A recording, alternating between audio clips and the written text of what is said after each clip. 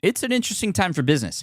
Tariff and trade policies are dynamic, supply chains are squeezed, and cash flow, it's tighter than ever. If your business can't adapt in real time, you are in a little bit of hurt. So how do you get full visibility and adapt in real time? Over 42,000 businesses trust NetSuite by Oracle, your AI-powered business management suite. It brings accounting, financial management, inventory, and HR all under one roof. NetSuite is the #1 cloud ERP for a reason. It's your single source of truth, giving you the data and control you need to move quickly. Real-time forecasting helps you move into the future with confidence, and with AI built in, you can automate the busy work and focus on strategy. NetSuite helps you see what's stuck, what it's costing you, and how to pivot fast. If I were running a business with a lot of moving parts, I'd use NetSuite for full control over everything. Tame the chaos with NetSuite. If your revenues are at least in the 7 figures, download the free ebook, Navigating Global Trade, 3 Insights for Leaders at netsuite.com/SPI. That's netsuite.com/SPI. You spent months building towards launch day, but when the clock hits 0, your site crashes. Bots swarm, and loyal fans rage on Reddit. That's not good. Fanfare was built to stop that. Fanfare is the drop platform made for high-pressure moments, stampede-proof infrastructure, verified waitlists, and bot filters that actually work. Instead of refunds and rage, you get retention and revenue. And that sounds great to me. Your next launch shouldn't be a gamble. Get Fanfare's 5-step hype drop playbook and learn how to bulletproof your drop at fanfare.io/playbook. Again, that's fanfare.io/playbook. Honestly, a lot of these topics I'll go teach in a leadership capacity, right? How do you build high trust teams? Well, some of the same concepts that you need to build a good marriage. And so, yeah, that's been hard for me, this idea of how do you niche down. I may be hindering or slowing my growth ultimately. And, that's stuff I'm still in the process of figuring out. But I was like, well, I'd kind of like it all. So let me speak to it all. Welcome to the Smart Passive Income Podcast, where it's all about working hard now so you can sit back and reap the benefits later. And now your host. In college, he once played the trumpet at 1 a.m. on the rival school's campus, Pat Flynn. Running a business means legal questions are inevitable. Is this contract or agreement solid? What can I do if a client won't pay me? Am I set up properly for taxes? Well, rather than trying to navigate all of this on your own or searching endlessly online, imagine having a law firm on your side without the high hourly rates. That's exactly what Legal Shield's small business plans offer. With Legal Shield, entrepreneurs get access to real legal support, contract reviews, collection letters, guidance on business formation, and even help handling IRS audits. Members can book consultations, upload documents through the app, and work with a provider law firm that understands small business laws in your state. You also get proactive help on tax and trademark questions so you can stay ahead of legal risks. And if a client delays payment, Legal Shield can send professional collection letters to help you recover what you're owed, all for a fraction of what traditional attorneys charge. Go to LegalShield.com/SPI or call 833-570-9980 to learn more and get big business legal support without a big business budget. That's LegalShield.com/SPI. Do you know the secret to businesses that are scaling faster than ever?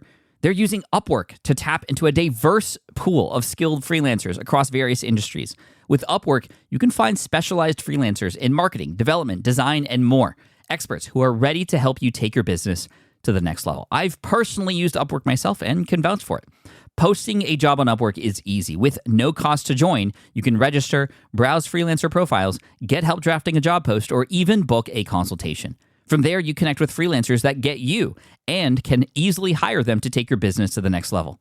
Upwork makes the entire process easier, simpler, and more affordable with industry-low fees. Post a job today and hire tomorrow with Upwork. Visit Upwork.com right now and post your job for free. That is Upwork.com to post your job for free and connect with top talent ready to help you grow your business. That's Upwork.com. Again, Upwork.com. Hey, it's Pat Flynn here, and welcome to session 549 of the Smart Passive Income Podcast. Really excited to chat with you today because we're speaking with somebody who is right in the middle of building his business. In fact, he is fairly new to the space. He's a member of SPI Pro. We're speaking with Eric Wooten from alteredmarriage.com. He's got a really interesting business helping people, couples specifically, with their marriage. And we talk about some really interesting topics today, specifically about not just how to manage a business where you you have to get people to be vulnerable a little bit, which can be very difficult, but often become the most life-changing kinds of businesses. But we also talk about what it's like to just be right in the middle of this and not really know necessarily what the next steps might be. I do a little bit of coaching in here as well, but Eric's been doing fantastic, so fantastic, in fact, that as a member of SPI Pro, he recently won a contest or a challenge that we had in SPI Pro. Every once in a while, we do these challenges where we reward the top performing member a spot on the SPI podcast because of something really interesting. And this challenge that happened in SPI Pro in late 2021 involved creating a 60-second video telling a story about somebody in your audience. It's a little meta today because right now we're telling Eric's story and he's a member of our audience here, but he told a great story about a couple that he had helped and transformed, and that really meant a lot to those who are watching. And it's one of the best ways to promote and sell your business is to not necessarily sell, but tell stories that matter, stories that relate, stories that can be remembered, and stories that can be passed on. And Eric did that, and it was really special. So we're going to talk about that today and more, and what it's like to be in the middle of building a business, especially post-pandemic, and what some of the plans might be coming out of the pandemic, and things that he's going to do to spice it up even more. So here he is, Eric Wooten from alteredmarriage.com. That's ALTARED marriage.com. Eric, welcome to the Smart Passive Income Podcast. Thanks for being here today, man. Thank you for having me here. Excited to be here. And also congrats to you and your win inside of SPI Pro and the challenge that we had at the end of last year. That was super fun. I loved your video. I loved your story that you told. Why don't you tell everybody real quick who's here and didn't know what you do? What do you do? What's your brand? Yeah, so I launched an organization called Altered Marriage right in time for the pandemic. So March 1 of 2020. And basically what we do is try to connect couples to resources and community to help strengthen relationships in a nutshell. So what inspired you to get into that realm? Yeah, I think it's one of those things, you look back on life and it's always kind of been there. And so was kind of the eventual, always kind of been involved with couples, had couples in our lives. We've been through difficulties in our marriage, infidelity, infertility, a number of different things. And so, those pains produce passion at times. And so it's just been this journey to kind of figure out, hey, what does this look like ultimately? In that process, got licensed as a counselor and marriage and family therapist. And so it's just been kind of a building towards this moment, and felt like, March of last year was a great time or 2020 was a great time to pull that off. Yeah. So how did the business start off? Like, what were the first steps? I mean, you built a website and you kind of put yourself out there, but what were you trying to do? What were you trying to attract? I didn't really know, to be honest. So the previous 15 years had been involved in mostly church ministry. I'd done some nonprofit organizations around marriage, but had really been involved in church ministry and done counseling and couples events and all kinds of stuff. And so said, I want to do this myself, and kind of had a vision for what I thought it might look like. But really my goal launching was I was just going to go try to get on stages. That's what I knew, having spoken, hundreds of times over the past decade on stages. Like, listen, I'm gonna call all the church buddies I know, start doing marriage conferences, get on stages, and that shut down pretty quick. So it was an about face, and really, I think, and you didn't tell me to do this, and this is not a plug, and I was not paid for this, but the 3 books that I really dug into leading end of 2019, start of 2020, Will It Fly? Listen to that on Audible at the gym was great, just to kind of evaluate what I'm doing. Ryan Levesque's book, Choose, was helpful. And then Superfans, I literally, I could send you my Evernote notebook of my Superfans rollout. It really gave me like a game plan of, here's the things I need to do. And I literally went each chapter, created a bullet list, said, okay, create a gig. What does that look like? Give them a name. What does that look like? Learn their language. What does that look like? So that really did help me say, okay, I got to start getting in some Facebook groups and learning what they're talking about. What do couples need? How do I start creating that? And then with the world shut down, it kind of forced me more digital than I probably would have gone early on. So started a YouTube channel, said, hey, I'm going to start cranking out content every week. I had been doing a podcast with 2 other individuals, just kind of for fun on the side, not really thinking about it, on relationship stuff. So continued to do that week after week, and then just started building content. So started tried out an online 6-week online marriage class that I've run numbers of times now. And really, I was just kind of throwing stuff against the wall, trying to figure out what might work. Yeah. Thank you for those plugs. I appreciate that a lot. I'm really curious. I think there's a lot of people listening who may be wanting to start a business, and it may be in a realm similar to where it's okay, personal experiences, things that maybe are often hard to talk about and have to force people to open up a little bit. How do you balance that and create a business out of getting people to open up and talk about things that maybe are scary to talk about, and they have to be vulnerable? How do you position yourself to make that person feel safe as you serve them? Yeah, I think I would say do it yourself. I think if you normalize something and you're leading at some level, you have to use wisdom on self-disclosure, right? I don't want to uncover my wife unnecessarily or myself, but I think leading with some level of authenticity and self-disclosure lets other people go, oh, we can say that, we can talk about that, or you're the expert and you struggle with that. Oh, maybe it's not so bad that I can talk about it. Because culturally, a lot of people grew up in homes where the mentality was, what happens in here stays in here. Don't talk about your business. And I just fight against that. I think one of my biggest, I just believe community is important across the board. I know you do. That's why I was in SPI Pro. But I think even with marriage, I think it should be normal for us to be talking about our struggles with each other and encouraging that. So I think I just try to normalize it and lead the way. And hopefully people will go, oh, I guess we can do this. I like that. It reminds me of a scene or scenario in a show called Ted Lasso that's on the Apple Network. Yeah, watch it. Yeah, and he's going through some stuff in his brain and it's kind of closed in, but it took somebody else sharing their own experiences first before he was able to open up and share what he was experiencing. And so I think that's very true. And I think that's a good lesson for everybody, no matter what you're doing. That's what put SPI on the map back in the day. It was about entrepreneurial lessons, but instead of just talking the talk and telling people what to do, I kind of just showed people first and made a bunch of mistakes and showed all those faults, and people followed along because they appreciate authenticity and they want to see somebody else's gone through those things first before they do. So I really love that. When it came to the research that you were doing with the niche that you were getting into, what did you discover about them that was really interesting in your findings, in your conversations? How did that help determine what your business was going to be? Yeah, I think, I mean, I don't feel like I discovered a ton of new stuff because I've been working with couples for more than a decade already. So I kind of knew. I think probably what's most surprising to me is how complex people are trying to make issues in relationship that to me are so simple.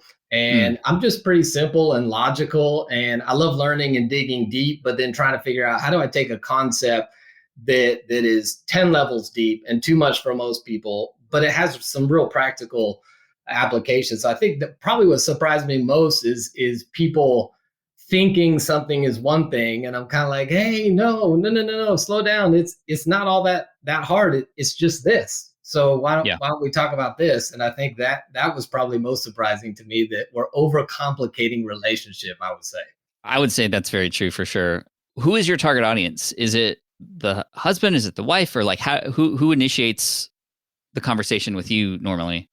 Yeah, that was always my struggle too. As I went in this process, everyone talks about niche down and go smaller and who's your target audience. And I was kind of like, everybody in relationship, that's my target audience. And everyone's like, well, that doesn't work. And I'm like, well, I know, but it's sort of true.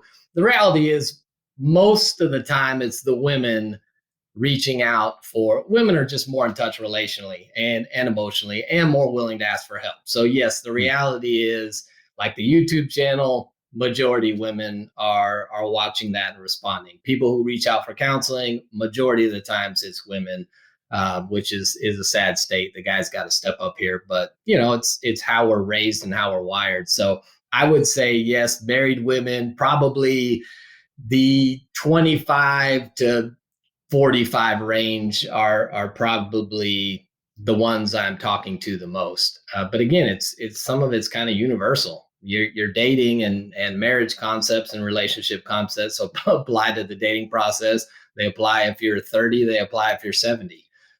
is relationship. And honestly, a lot of these topics, I'll go teach in a leadership capacity, right? How do you build high trust teams? Well, some of the same concepts that you need to build a good marriage. And so, yeah, that's been hard for me. This idea of how do you niche down and do like I could go, let me just focus only on affair recovery.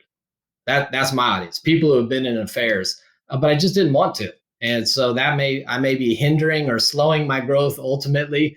And, that's stuff I'm still in the process of figuring out. But I was like, well, I'd kind of like it all. So let me speak to it all. Yeah, I mean, it's okay to experiment and talk to different people and see what you like, see what you don't like. And I know you're still in the middle of the process of building this thing. I mean, this is only a year and a half, 2 years old. Your YouTube channel just started, which, by the way, is closing in on 10,000 subscribers. Yeah, we're getting there. So congrats on that. Is that how most people are finding you, is the YouTube channel? How are people discovering your work? Yeah, I honestly don't know a whole lot. I've got kind of stuff out everywhere. I think a lot of the people, it started with audiences I had built in the church world. And so the church I left was 10,000 person church, multi-campus. So there was a pretty good audience there that at least kind of knew what I did and came and tried to find me. But yeah, like even this morning, someone made a comment on the YouTube channel, hey, this is so-and-so from Namibia watching. And I'm like, what in the world? I got people in Africa tuning into my insights, which is a little overwhelming. That is pretty cool. Tell me about your spouse and how she and you sort of work together here on this business, if at all. Yeah, that could actually turn into a whole separate conversation. We're still trying to figure it out. And so for a lot of years, because she was kind of home raising our three girls, and especially through the teenage years, there wasn't a whole lot of involvement in what I was doing couples wise and marriage wise. So when I launched this, my thought was, oh, we're going to be side by side. We're going to do everything together. We'll shoot videos together. I had all these ideas and never asked her. And so I launched and tried dragging her into anything and everything I was doing. We started a membership community. And so I made her shoot a button. This has got to be me and you together. The YouTube channel is just me. I got her involved a little in YouTube channel with some Q&As to get her comfortable. Backstory is she hates being in front of people. She doesn't want to be on camera. She loves behind the scenes. She doesn't like anything in front of people. And I drug her into all that, made her shoot a bunch of videos with me. And probably over the last 4 months, we've been having a number of come to Jesus meetings where she's finally like, I don't want to do this next to you. I want to be part of it. I want to help you in some capacity, but I don't want to be on video. I don't want to do this side by side. So we're still trying to figure it out, Pat. And we're having, the good news is we're having conversations about it. I've backed off of some of that stuff and said, hey, I'll kind of continue to communicate about the different things I'm trying and where I think I'm going. And you can kind of let me know which you want to be a part of. She loves when we do one-on-one with couples. We've mentored couples for years, formally and informally. She loves doing that. She doesn't mind doing Q&A, but when you try to have her learn a script or kind of be a little more mechanical, she's out every time. So we're still trying to figure it out. She's all for it. She loves the mission. We're just trying to figure out, what does that mix look like? Yeah. Well, that's great. I mean, it's a learning process. And, if you could go back, I'm sure you potentially would ask how she might feel about it before diving in. And yeah, that might be from the relationship guy. That might make sense to first ask your wife, what would you like to do? Right. So, it's one of those, I gotta drink what I'm selling. Right. And sometimes I don't. Well, I discovered that about my wife as well. She's very similar to your wife, it seems, as far as not wanting to be in front of a lot of people. Would rather stay behind the scenes and doesn't really want to get talked about much and that kind of thing. And it's hard because, as an entrepreneur who speaks a lot about family, people get curious and they want to know what's going on and how she's doing. And, she stepped up at FlynnCon a couple of years ago. She got on stage and she chatted and she did absolutely fine. She was great. And I was like, wow, you're a natural. And she's like, I never want to do that again. Right. Like, okay. She's like, I did it for you once. Don't ask me anymore. But yeah, it's conversation. We're always learning. We have those come to Jesus moments as well, as we just both know that, those moments strengthen our relationship, as I'm sure you know. For sure. People love hearing my wife, and it's the same thing. I'm like, everybody loves you. And she's like, never again. So we've had those same moments. Yeah. So tell me what's on your mind now with the business. How are you considering going into 2022? I feel like I've got a little bit. Momentum's the wrong word, because to me momentum means like we're doing well, and I feel like we're still in the ground phases. I mean, I'm a year and a half in, but I feel like I've learned some things that are working. And so now, with kind of the combination of, I do some virtual counseling, doing these virtual 6-week classes, which I really love, created this membership. And so I think for me, the membership allows me to create the community I want while resourcing them, while connecting them, a lot like SPI Pro has done for me. That, man, just the masterminds and some of the info you get from other people is amazing. So creating that same kind of thing for couples, I'm excited about the membership, and maybe that kind of being the foundation for. I just got done recording my first online course, and so I'm going to try that. Nice. I don't know if Congrats. people would be up for that, but I've been listening to a guy talk about smart passive income for a few years now, so I think an online course would be passive income, and trying to figure out what is for me the combination of the online, the passive income, and then some. In October of 2022, I'm doing what I will be planned to do maybe quarterly, but a 4-day intensive on location at a resort in Mexico. So more of an intimate, 6 to 8 couples. I love doing those kind of things, and so I've kind of put that off. And so just trying to figure out the combination for me of those which I really enjoy, but then also some passive income ideas and building membership. And so I feel like I finally kind of know what I'm trying to do. The first year and a half has been an uphill, everyday struggle, really. Everything I'm doing is new. I've been in a box called kind of church world for the last 15 years, and you kind of walk into that box, and everything you do is in the walls of that box, and you leave the box, and then this is wide open.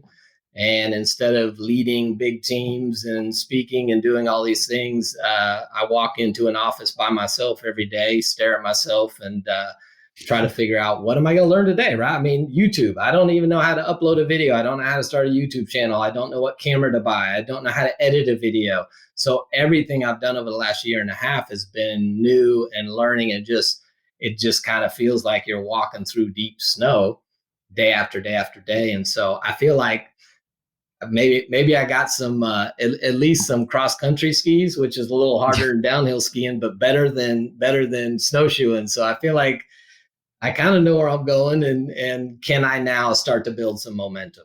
Yeah. No, I love that. And thank you for that honesty. I think a lot of people love to hear that. Well, things don't always happen overnight for people, but you make progress, you move forward, you have to build that momentum, like you said, and an object at rest tends to stay at rest until it's acted on by an outside force. And that outside force will sometimes take a lot of time and a lot of effort and energy. So I appreciate that. And, to appreciate the small wins along the way. I mean, you're already helping people, you're already serving people, and now you're creating other ways to do that. And now the online course is coming. Tell me about the online course. What is it about, and what was your approach to creating it?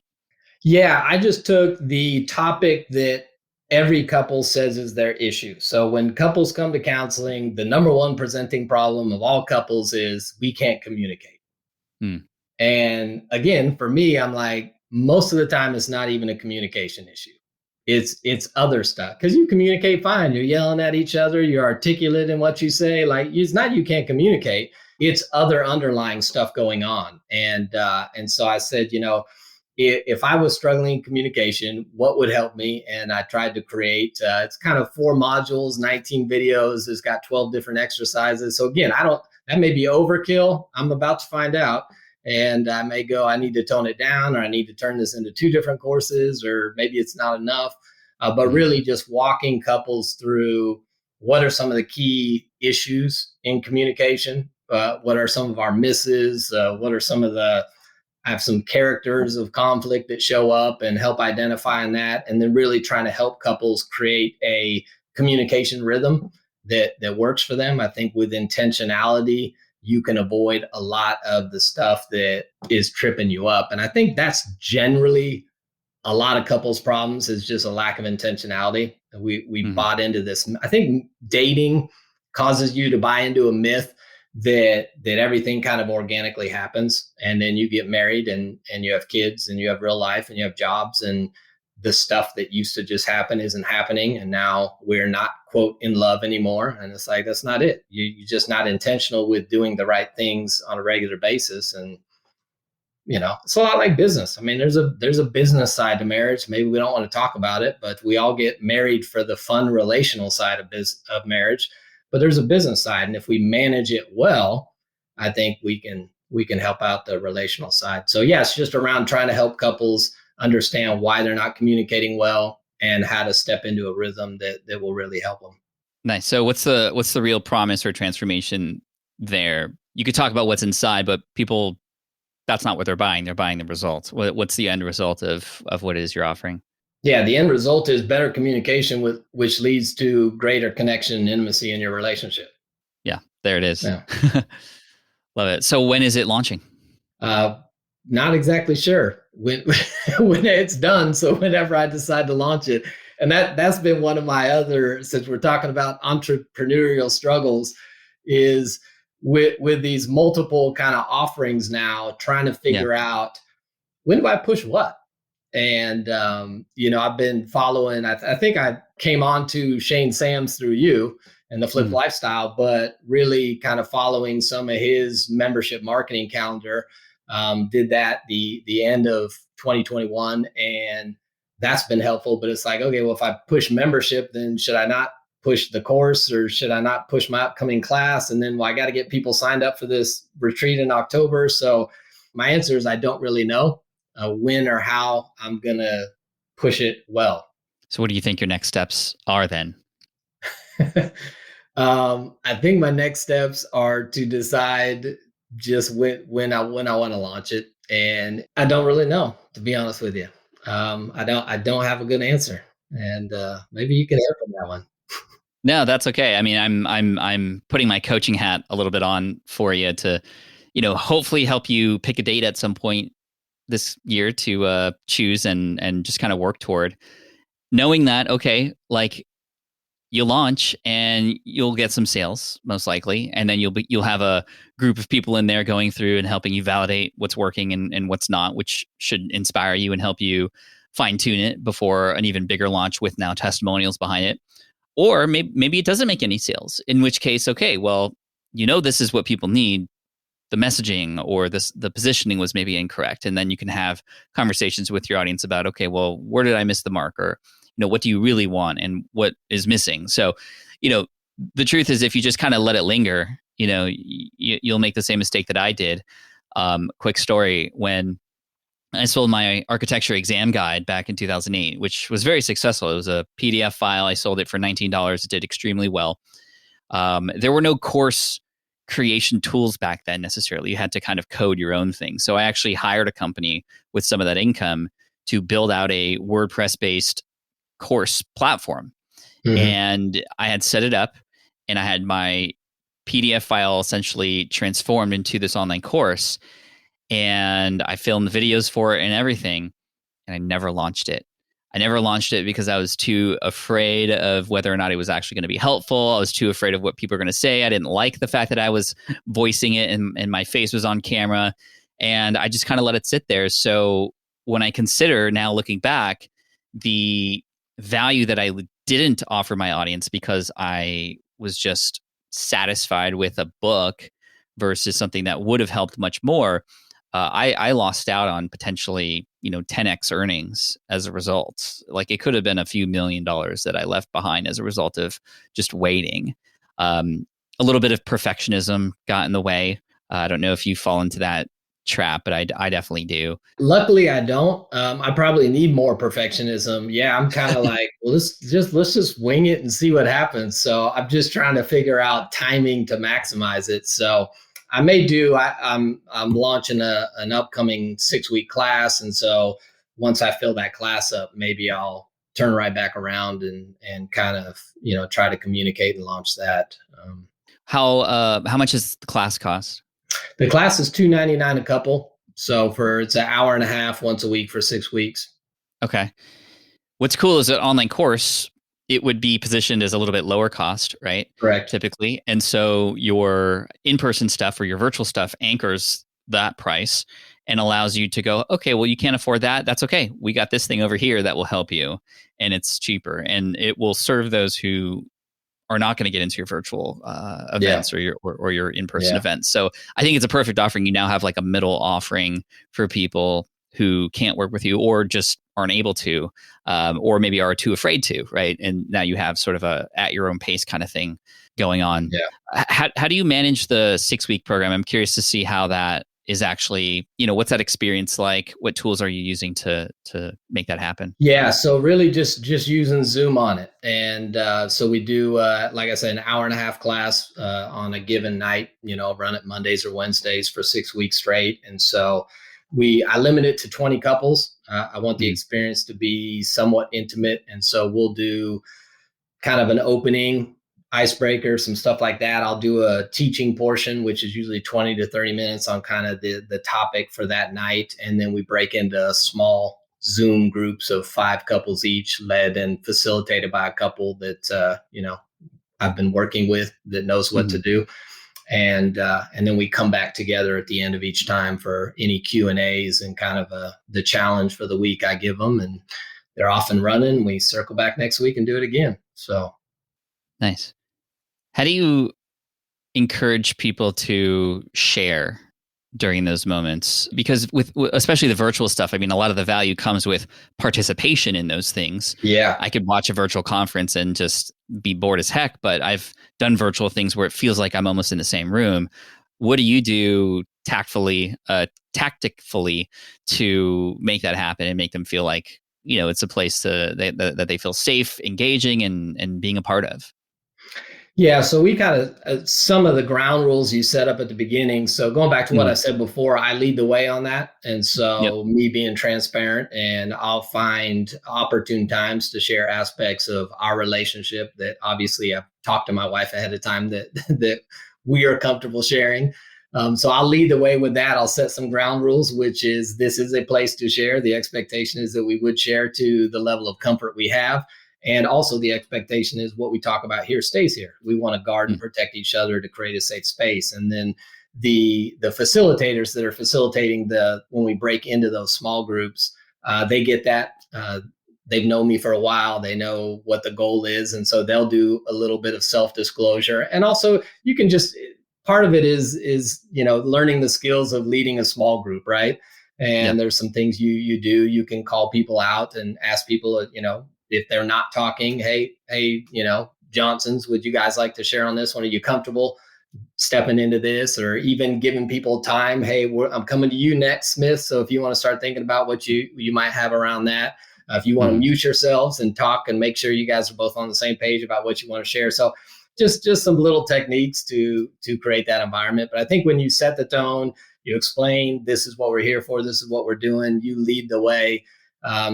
People tend to, and we've had people, so those are some of the testimonials I'll get, especially from wives, which are, my husband didn't really want to take this class and he doesn't really open up to anybody. And I was real surprised that he started talking and felt comfortable. It's amazing when you're sitting in a group of 4 to 5 couples, and even if you have no intention on sharing, when you start to see here and somebody else share something and you can relate to that, and you start getting those head nods, you almost just kind of find yourself sucked into the conversation, not knowing. I didn't plan on talking, but man, I just kind of got involved and forgot where I was and started sharing. So we've just seen that over and over again. That tends to be the case. And if people aren't comfortable sharing, they don't have to. And we're okay with that too. Where did you find your facilitators? That seems to be an important piece of this puzzle. Yeah, a lot of them are couples I've known for years. That some of them served with me when I led couples ministry in church. Others that we've been so that I say I believe in community, and I do. And all 27 years of our marriage, we've been involved in small groups of some kind, no matter where we've lived, and either meeting weekly or every other week, almost the mastermind idea for business, but for marriage. And so a lot of these couples I've been doing kind of life like that with. And so I know their stories. They know my stories. They know my heart. They know my approach. And then, of course, we talked and done some training on here's the expectations around what small group looks like. So, yeah, I feel 100% comfortable with who they are and their attitude. And it's like building a team. I'm sure the people Yeah. you continue to bring into SPI have the same heart you have, which is to serve and do that kind of stuff. So Do you compensate them for that work inside the group?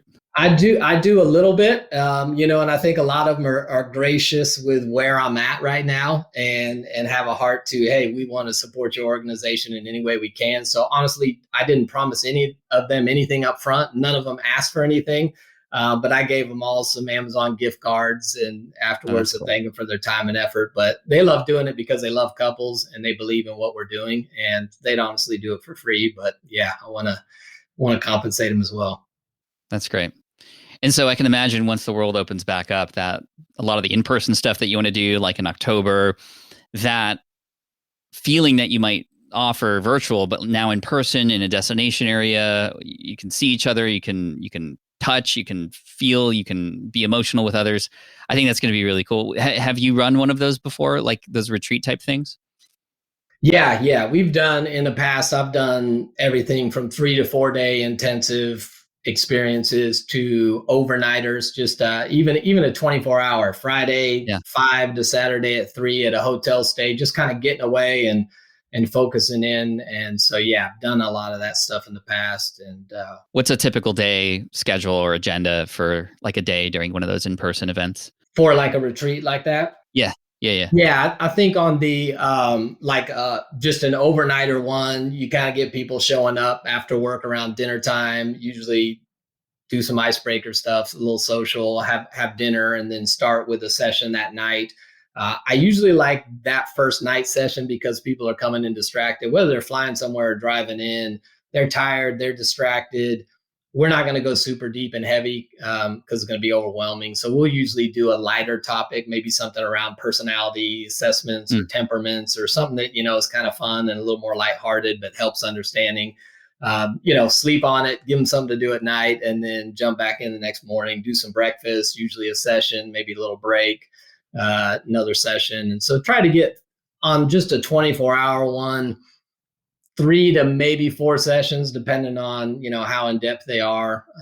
And then, on a 4-day one, it's, we're going to go in a lot heavier. So the opening night, like a Thursday night, may be lighter, but then, we're going to hit a couple hard sessions Friday, a couple hard sessions Saturday, something to end Sunday with a roadmap and game plan for where do we go from here.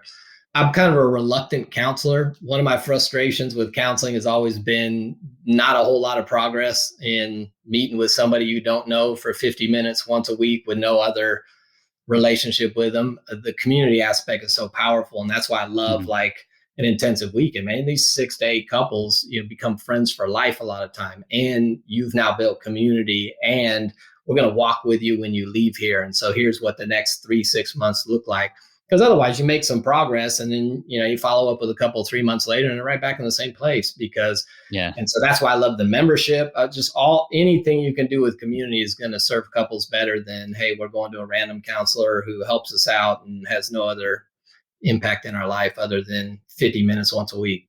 And that's where I think the future of business is headed. It's with membership, it's with community, it's with experience, and you have your tight little group and you're able to do things together versus, these bigger brands and these bigger things. So I love that. And I think that you have all the things that you need necessary to do that. You have the experience, obviously, but now you're online. It's one of those things. It's like, oh, the pandemic was terrible, but it also forced you to make certain decisions to now be in a place, it's like so many great things have come out of that forcing.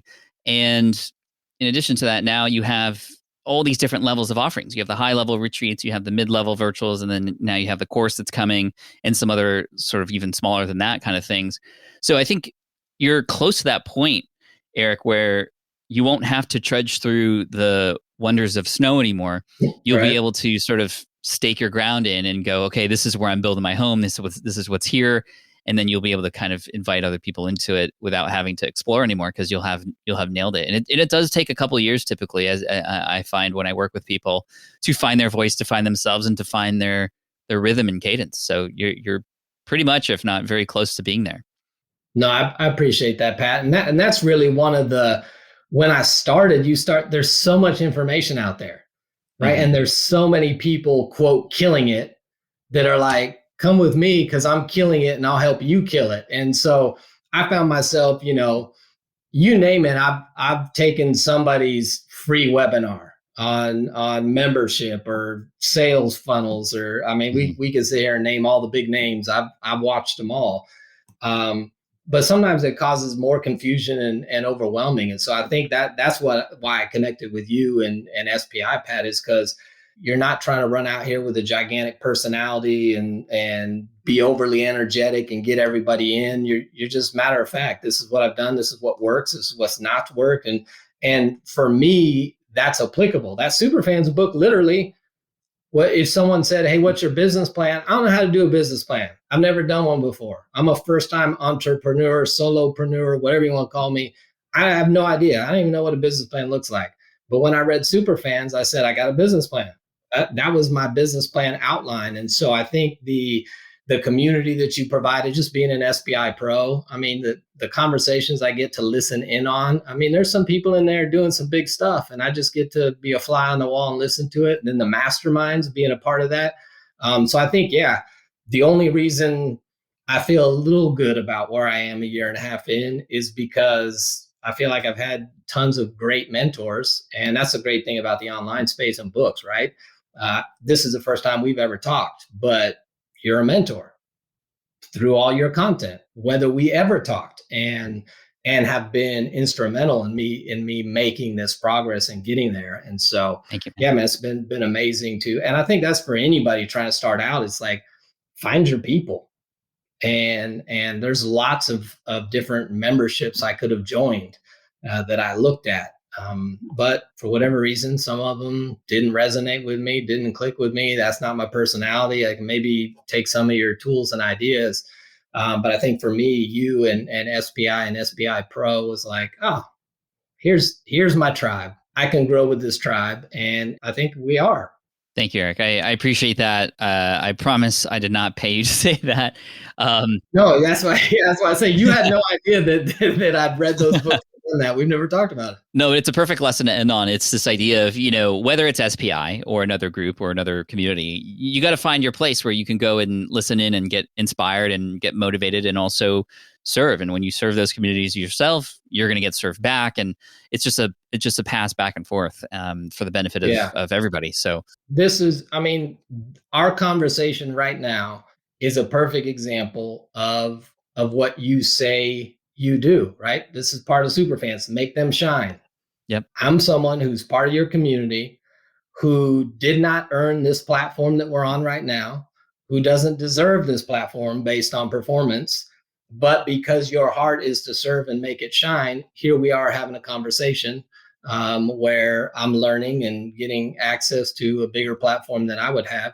And I think that just continues to, again, this is not a pump Pat up day, but this is why I connected with you, SPI, and the whole team, is because you guys mean what you say, and your heart first is to serve and help other people get where they're trying to go.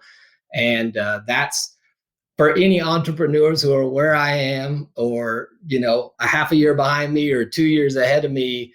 That's who you got to find. People that really want to see you succeed, that are not just here to sell you the next program, because you got to sell stuff because you have to make a living. And that's been a whole another mindset shift for me, coming out of church world, where it's you just do everything. You already got a paycheck, just do everything out of the goodness of your heart, to now, I got to charge people for stuff. So I'm sorry, when you asked me the price of my class, I hesitated for a second because I'm like, my price is probably wrong. Pat's going to tell me I'm undercharging or something, but just trying to change that mentality. So you got to need people you can lock arms with that will help you get where you're going. And then, my heart is as this organization builds helping couples, that I'm going to be bringing people in who have a heart to do the same thing I do, but not the time or the risk or whatever it took for me to try to build it. So how do I create a platform that now other people can come under? And so, I've been grateful for the community I've been able to find online. Thank you, man. And the fact that you're creating community, you're going to hear feedback very similar from your people if you haven't already. And that's what it's about. So thank you, Eric, for coming on. I appreciate you. One more time, where can people go to get access to your great work? Yeah, I think the easiest place is probably website, alteredmarriage.com. That's spelled ALTARED, marriage.com. And I'm going to throw out, I appreciate all you've done. I'm going to throw, if they do alteredmarriage.com/SPI, I'm going to have some, if anybody wants relationship stuff, I'll have some free guides on there. For daters, well, I'll give you a little modern daters manifesto, what to watch out for, what to look for, and what are you here for? And then for any married couples, again, I think intentionality is key. So I've got a little guide for developing your relationship rhythm that I think will go a long way in helping couples get where they want to go. And that's usually reserved for our members, but now it's for any SPI fans. Awesome. Eric, thank you so much. alteredmarriage.com/SPI. We'll have links in the show notes. Eric, awesome job. Have a great year. I appreciate you, and I look forward to seeing you inside of Pro. Thanks. Great talking to you. You too. All right, I hope you enjoyed that interview with Eric from alteredmarriage.com. You can find some of his freebies and things if that is something that you'd be interested in. You can find it at alteredmarriage.com/SPI. Now, again, this episode was episode 549, and you can, of course, get the show notes, all the links, and the resources that we talked about today at smartpassiveincome.com/session549. And if you've listened to this and you're like, wow, I'm really interested in joining Pro, it seemed like it did a lot for Eric, and it's done a lot for so many hundreds of other members. If you'd like to apply to become a part of our next cohort, all you have to do is go to smartpassiveincome.com/pro. That's it, smartpassiveincome.com/pro. You can check it out, fill out the application. We'll see if it's a good fit on both sides. If not, then we'll tell you some next steps to help you get to that level where you can join SPI Pro in the future. So again, smartpassiveincome.com/pro. Thanks so much. I appreciate you. Make sure you hit subscribe because we have some amazing content coming your way, some more interviews, some other fun shows, and I look forward to serving you in the near future. Peace out, take care, and as always, Team Flynn for the win. Thanks for listening to the Smart Passive Income Podcast at smartpassiveincome.com. I'm your host, Pat Flynn. Our senior producer is Sarah Jane Hess. Our series producer is David Grabowski. And our executive producer is Matt Gartland. Sound and video editing by Sean West Media. The Smart Passive Income Podcast is a production of SPI Media. We'll catch you in the next session. Look, I get it. You want to grow your business, but trying to sell to hundreds or even thousands of people gets very exhausting very fast. But what if you could sell at scale with a simple, powerful quiz? ScoreApp helps you sell to more people without adding more to your plate. You build a quiz or assessment that your audience actually wants to take. Then they answer a few quick questions and get a personalized result right away. It shows them where they're at and what they need to do next and how you can help. And you build huge amounts of trust before you make even a single offer. No hard sell, no chasing leads, just value at scale. Get 50% off the first 3 months using the discount code SPI. All you have to do is just head to scoreapp.com/SPI. Again, that's scoreapp.com/SPI. Have you dreamt about being your own boss, but still haven't made the first steps to making that dream a reality? Well, I get that. Starting a business can feel super overwhelming with legal forms, paperwork, finances. It's a lot. And that's why I'm excited to tell you about Taylor Brands. Taylor is a complete business builder designed to make launching your business simple and stress-free. You can register your LLC in just minutes, keeping your personal assets and the business assets separate from day one. From there, you get access to everything you need to get off the ground. Legal documents, licenses and permits, invoicing and bookkeeping tools, and even a 100-day business coaching program, all designed to help you hit the ground running. You'll also get a free, personalized business plan, branding tools, and so much more. And of course, listeners of this show get an exclusive 35% discount to get started. All you have to do is head to taylorbrands.com/SPI. That's TAILORBRANDS.com/SPI. Stop dreaming, start building with Taylor Brands.